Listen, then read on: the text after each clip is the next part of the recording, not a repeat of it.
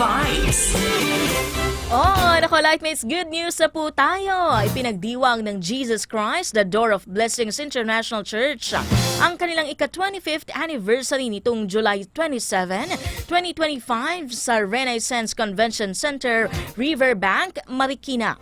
Ang selebrasyon ay may temang 25, a Year of Great Harvest, kung saan naging highlight ang talata sa Biblia mula sa Galatia 6:7 na kung ano ang itinanim ng tao, iyon din ang kanyang aanihin. Ayon sa paalala ni Bishop Lito Marasigan na tayo ay maglingkod sa Panginoon at maghasik ng mabuting salita ng Diyos. Lalo pat ang panahon ng paghihintay sa Panginoon ay hindi kailanman nasasayang. Sa pagtitipong ito, muli ring ipinaalala sa mga dumalo na ang tunay na pagbabago ng isang tao ay matatagpuan lamang sa ating Panginoong Hesakristo.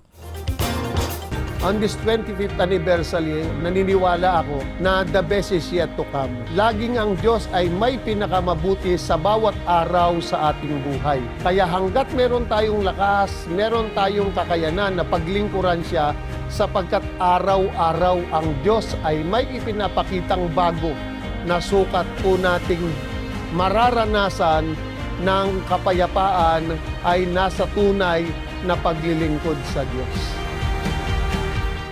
Amen. At yan po ay mula sa tinig ni Bishop Lito Marasigan. Ako, happy 25th anniversary, Jesus Christ, the Door of Blessings International Church.